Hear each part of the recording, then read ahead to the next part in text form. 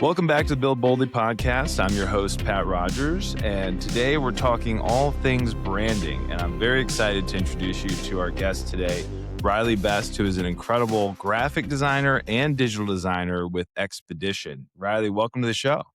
Hi, thanks for having me. Absolutely. We're excited to dive in. I know there's so many aspects of branding, but I think the most important underlying theme is how does this impact your business and how does a brand ultimately drive success and opportunity and all of the things that we're looking for as we're building a brand and a business. So the first thing that I'd love to dive into, because there's always a little confrontation here or contradiction. How do you outline the difference between branding and marketing? Sure. Often they get confused because they're so intermixed, but they're definitely separate entities. I would say the best way to describe them is marketing is really how people find you. So it creates the added attraction.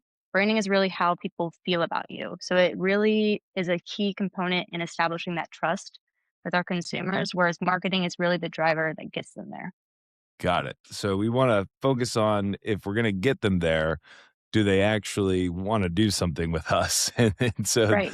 Yeah. so intertwined on what does it actually look like when I find you, and is this the right group to work with? And so that's a really good kind of setup for this because oftentimes we could be putting the cart before the horse and focusing on marketing and not necessarily preparing for that branding exercise.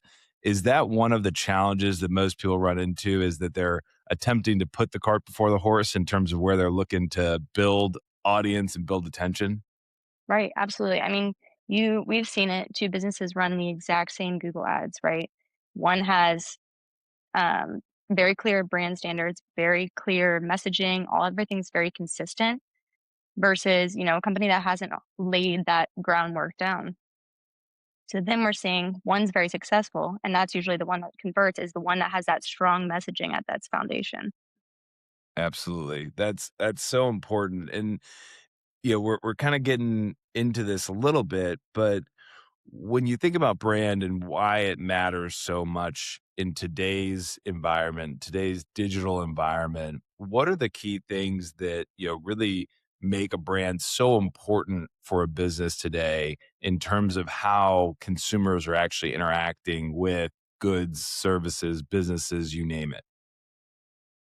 Right. Well, I mean, today it's a lot different. You're competing for people's attention. Their attention span's super short, and you're competing with lots of information. I mean, the way that we search is different. People don't call up when they have a question anymore. They look you up, research. They're interacting with multiple touch points, whether that be your website, your socials, Google reviews, different things like that. It's not really enough to just focus on, okay, I'm going to get this referral and they're going to call me. It's maintaining that consistent experience throughout multiple different touch points so that people can establish that trust with you. Absolutely. I love that kind of trust component because when we think about, the evolution of, we'll call it branding, but back in the day it was so simple. It's like, I'm going to name my business AAA because I'm going to be Right. at the top of the phone book. I'll be the Yeah. first AAA plumber they call. And we Right. thought that, worked for a long time. Now access to information is so available and so pervasive that I can not only Google you, I can chat GPT you or Claude you or whatever, Facebook reviews, Google reviews, you name it. Now I have all of this information. And I think that's a really key underlying point that you made of that consistency. And so when we think about all these mediums, how does that branding kind of flow through? Because I think a lot of people think about branding, okay, we've got the Build Boldly logo here. All right, that's my branding. In reality, there's a lot of pieces that go into this. So what all does go into that branding and building consistency across these mediums? Yeah, definitely a good point. Logo's not enough. Logo isn't the brand. Logo's not, your typeface, your logo, your colors. It's really about who you are, what you do, and why should people choose you. That is your core foundation, and then everything else branches from there. That's where that defines your visual identity. People want to feel something when they look at you with what your brand is. And people are really attuned to picking up on the baloney of it all, like all they can tell when you're lying or when you don't have it figured out. And that, extends into what you're trying to say and how you're saying it through those visuals. And not only saying it, clearly and confidently and definitively, but also really consistently and clearly across different avenues. I shouldn't go, to your website and it looks like it was built in the 2000s, but your branding is beautiful and your socials are beautiful, but that touch point, or you could lose some people. So just making sure that that experience is consistent. It doesn't need to be fancy or flashy. It just has to be, thought about, true to you, and just clear overall. It's funny you mentioned that 2000s website because I have been in that experience. I'm like, "Oh, look at this offering. I'm on social. Looks really nice." And I click over and I'm like, "Is this business still in business or is Yeah. is this out of, production? Like what's going on here?" And Or so you I think you're I gonna get love that. scammed, yeah, And it's such a challenge because I think, so many small businesses we have a number that don't even have a website yet. And right. so when you think about kind of let's call it the building blocks of branding, what are the most critical things in today's world that we have to be able to even be found and start to go down this path? That's a good question. I mean, start with the basics. So I think a website's key. Lots of people are researching, looking online. They want to have that information before they contact you. They want to build that trust. So definitely website being key.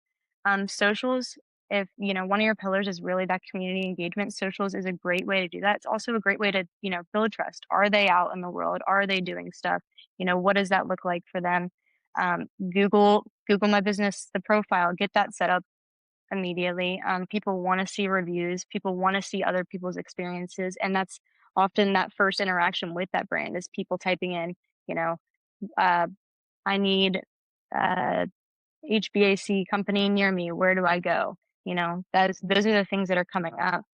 And those are the things that are ultimately, going to be a differentiator is, I Google you, then I go to your website, then maybe I check out your socials and it keeps people in that consideration loop. Um, so I think if you were going to start anywhere, I would just say website, socials, and then get on that Google My Business profile. Absolutely.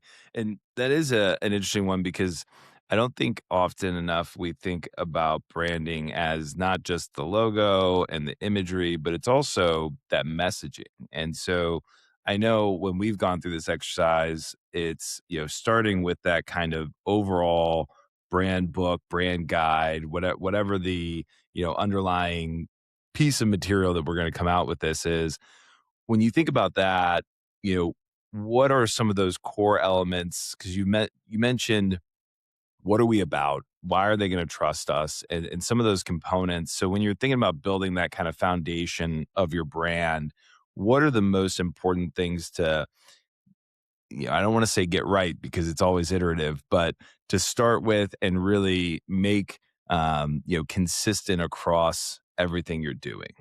Yeah. I mean, it almost starts a little salesy, right? It almost doesn't start with brand at all. It's almost how you talk about yourself. So clarifying that positioning. So if I was to define three things, it would be, who you help.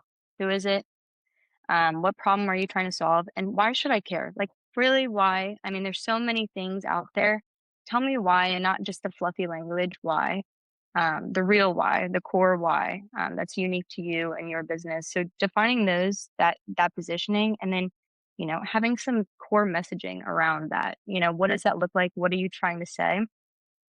Is really differential before even the logo and the visual identity. That stuff is very, very, very important too. But it's a progress. You can't have one without the other, and you kind of got to start from the word of it all. Right. It's much easier, I think, to build a brand when you know who you are, who you're going after, and why you're helping, as opposed to, all right, what's the coolest logo I can create, or whatever the case Right. might be. And I think throughout that, there's this kind of underlying simplicity that comes out of that. And I know when we've and I should say we work with Expedition, and so we want to highlight them because we've seen such a leap in what we've been able to do working with them. And I think one of those core components is the simplicity. How do we make this message consistent and understandable? And I think, oftentimes as a business owner, we're so in the weeds of our business and we think certain things that we love about the business are so important. And in reality, it's a jargon word from the industry. It's something we say internally, but doesn't necessarily match the outside world. And so when you're working with a new business and coming in, whether it's the initial brand design or helping them kind of reinvigorate the brand, how do you evaluate that from kind of a third party lens to say, hey guys, we might have overcomplicated this, or maybe it's too simple? Like, how do you think about that to help them really target the messaging and the awareness to a message that's going to resonate versus something we think is cool or that we've just defined ourselves? Yeah.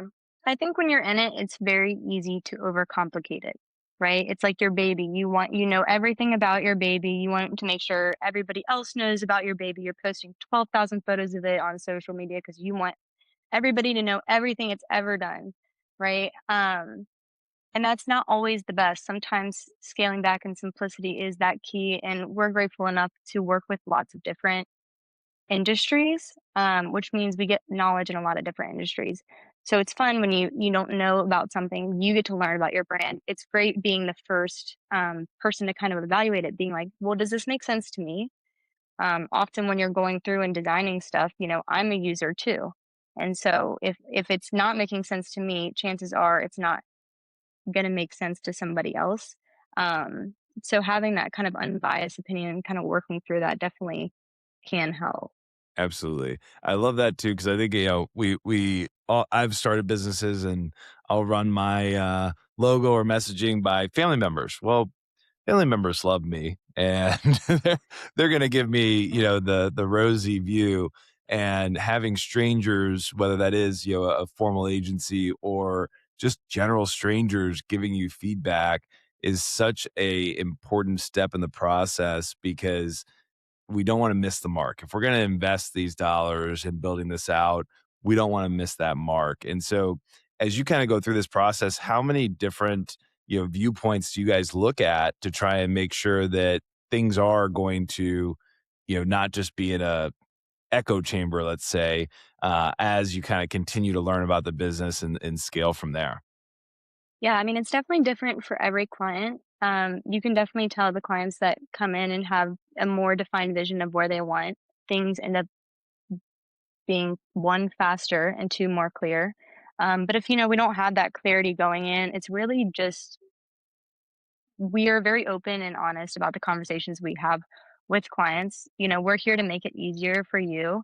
But we're also just gonna, if stuff's not making sense, take a step back and pause and be like, well, why are you doing that? Or why does this person need this? Or just really asking those clarify questions, because if they don't have those defined and kind of prodding them in that way can really help self-reflect, look back and be like, huh, okay, well maybe I do need to take a step back and kind of work on this. And for those clients, that are having trouble with that, I mean, we offer services, brand development, brand strategy, and maybe that's a time where we say, we have this great offering, this, core startup brand offering that we can kind of walk you through some of these workshops and kind of get to the why of this, and maybe that we can save some time in the future.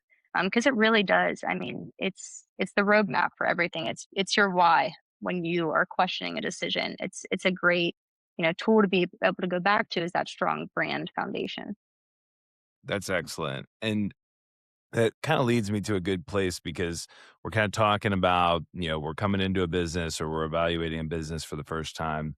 What are some of the key mistakes that you see businesses making around brand or around kind of the brand foundation, let's say, that when we think holistically about it, what are some of those key mistakes that we can kind of hopefully help folks avoid in the future? Yeah, I mean, definitely one going off our thing, just poor messaging. So not knowing what you're trying to say and saying everything.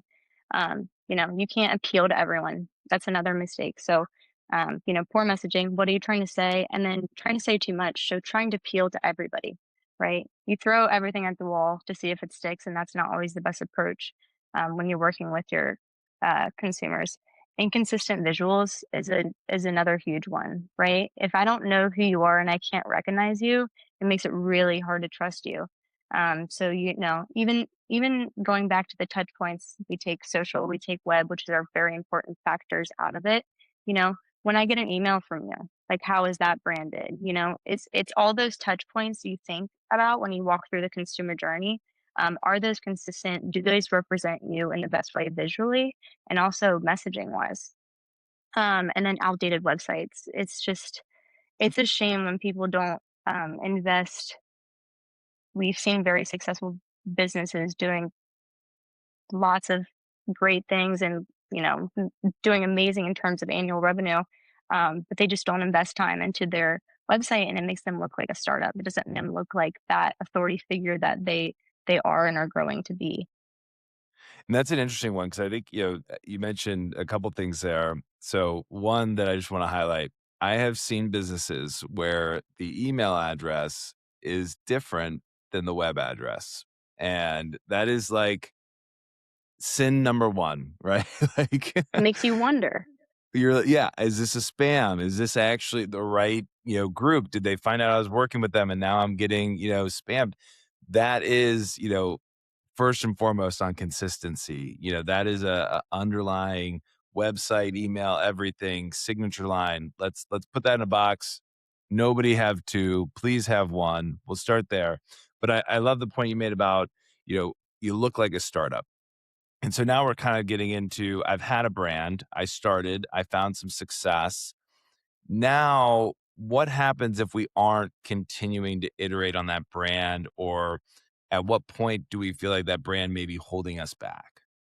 Yeah, I mean, definitely if you see that, you're getting tons of website traffic but no conversions, that would be a huge red flag to me. People are finding me, but the things I'm saying, I'm not making it easy for them to take that next step.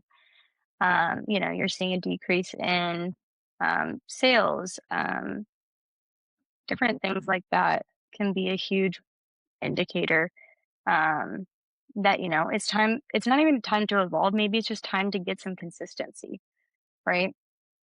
Reinventing your brand isn't always the answer. Redoing your logo, going with what's trendy at the time is a would be a huge flag to me. Great brands evolve by taking small steps over time because they have a solid plan in place. Right. Coca-Cola has been cursive and red and white for centuries at this point, right? It's Right. it's one of those examples, and I love that because I think there's like, especially if you're a growing business, at some point you may want to take on that next size client. You may want to take on the larger enterprise business. And that kind of stuck out to me when you mentioned, your website still looks like a startup.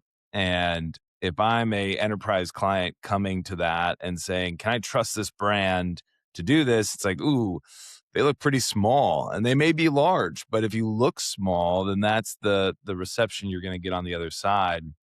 And I think that's where we've got to be aware of who are we targeting as well, and has that evolved, and is somebody in that seat still going to see us the same way? And the other piece that I wanted to come back to on that just kind of layout of a website is when we try to say everything. And the websites I go to where it's paragraph, paragraph, paragraph, and I don't have time to do that.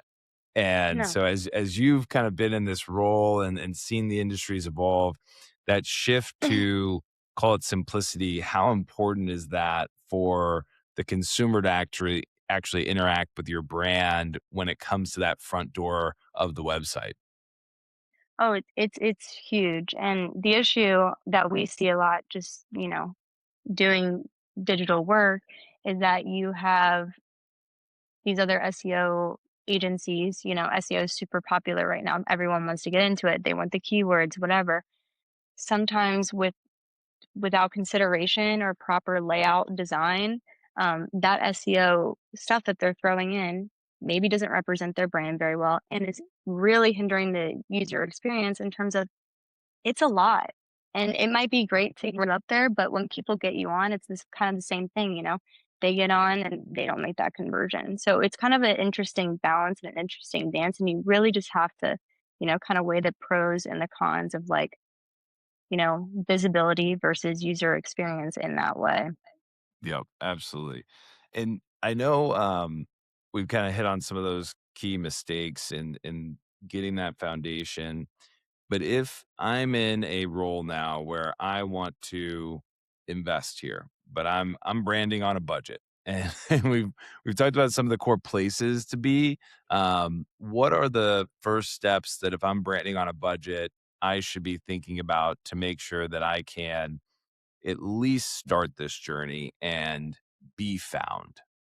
Right. I mean, the thing about design is you don't really need a massive budget. You need clarity on what you're doing. So, if I was somebody with limited resources, the things I would really focus on is, answering your core questions, kind of the thing we talked about in the beginning, your who, what, why, your who you are serving, what problem you're trying to solve, how you talk about it, and then push that out and make it consistent in every single thing that you do.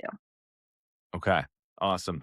And I think, to put a point on it, like one example that I didn't always think about is when we define who we are, is that the same definition that's on my Google review or my Google page, right? If we define who we are and I send you some marketing material, is that the same consistent message that we're seeing? And in some cases, the same brand header, you name it. And it's that overall kind of repetition that at a baseline, anyone can really do. It's just about making sure that you have that kind of across the board.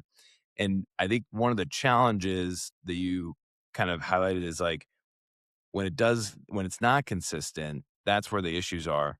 So as it rolls down from an overall company standpoint, what are the questions that every employee should know the answer to make sure that when they're building brand material or even interacting with a customer, what are those pieces that we want to roll down not just from the marketing department, it doesn't just live there, but how do we kind of highlight that across the board, and what are some of those things that everybody should be thinking about all the time? That's a hard question to answer for sure. I mean, if I was an employee working for somebody, not necessarily being the owner of that brand initially, I think it really goes back on a company's culture, right? So I feel like that rise when that person comes in, you guys are very good about, I've seen it, I designed it, the whole brand guideline of like this is who we are, these are our colors, this is blah blah blah, and having a reference point for that employee can be really, really helpful. So if your company has something like that, just making sure you're doing your due diligence as somebody, you know, who might care about that company, just to make sure you're aware, like, what are you really trying to sell? And if they have any of those materials, going back and um, just making sure you're equipped to know what those things are and where to find those things if needed. So if we were going to think about a brand audit in a business, Mhm. and when you get into kind of that holistic brand, are there ever times where it makes sense to have a little bit of a tweak in maybe a specific department or area Hmm. to enhance their ability to leverage the brand? Or at the end of the day, should brand be consistent, period, across all business units? I think sometimes, you don't want to change everything, right? But if you're seeing your audience is shifting, right? That might be an indicator that maybe we need to look back and tweak some of our messaging or our audience targeting strategy or something like that. Um, or if your service, you've had an increase in a new service offering, and you need to differentiate how you're speaking about that to the client. That would be a great opportunity to kind of tweak the brand and how you're showing up.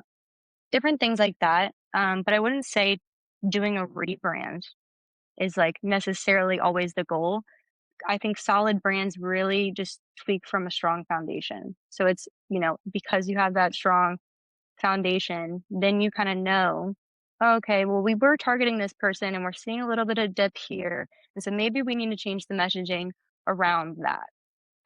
That would be a good, way to kind of shift the brand without totally blowing everything up, which I think a lot of people try to do is just try to reinvent themselves when something changes. No, I mean, you just kind of need to take a step back, evaluate. We have lots of great resources on our website talking about like when it is time to do a redesign, um, how to audit your website, different things like that.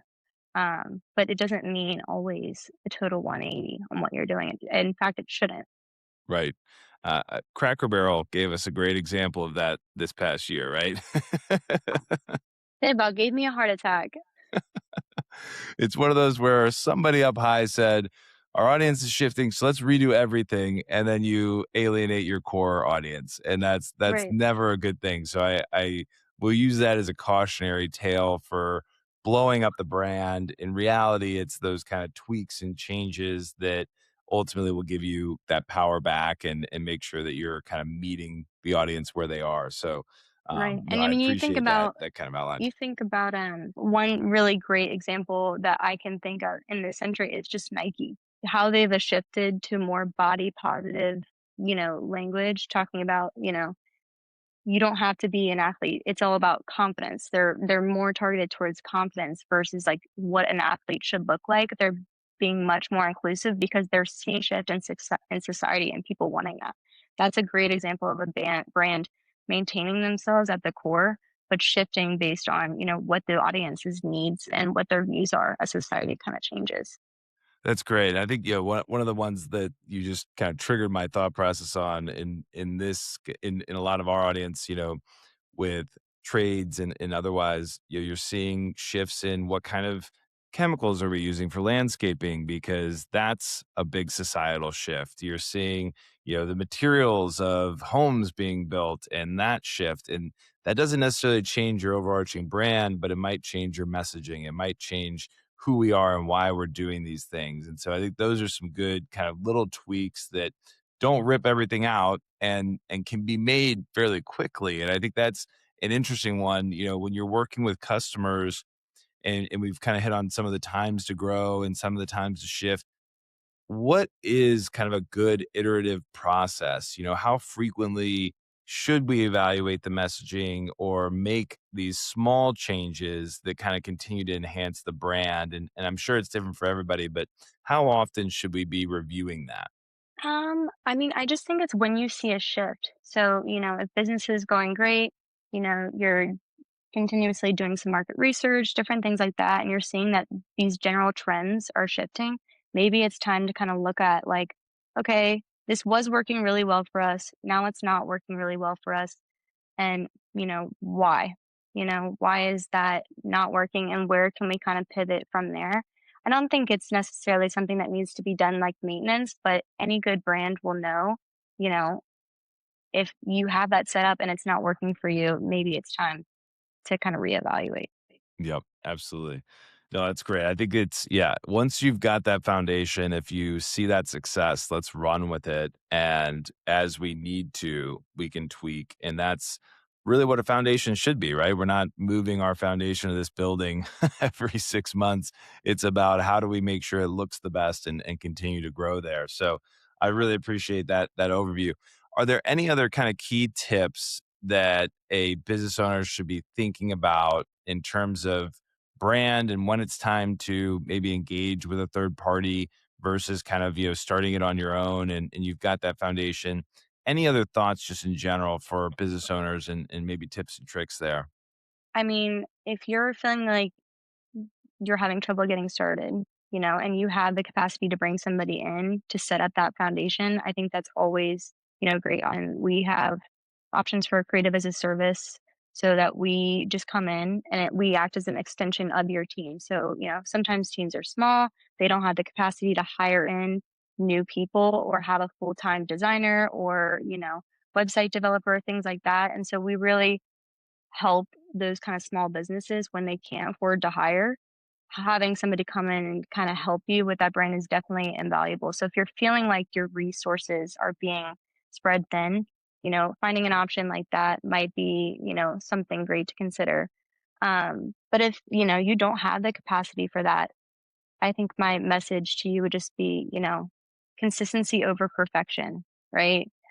Things don't have to be perfect for you to get started, but they need to be consistent and you need to set up that foundation. So, get your who, your why, get a strong visual system. It can be simple, right? Just your color, your type, your logo, and then spread that out through a bunch of different channels in order to make a consistent experience for your user. And then, like you talked about, we can always grow from there, but just making sure at whatever level or whatever tier your business is at, just making sure you have something set that this is who I am, this is where we're going, and then grow from there. Awesome. No, that's perfect. And I think it's, so important today because if we aren't doing any of this, it's impossible to be found. And word of mouth and referrals only go so far. And so in today's world, to really build a business, we've got to be out there, we've got to be consistent, and we've got to make that pervasive across all channels and internally. And I think those are the things that are so important. And I really appreciate all the insights today, Riley. This has been fantastic. Anyone that is looking for this, I think Expedition has great offerings for small businesses to get started and can ultimately be that lever.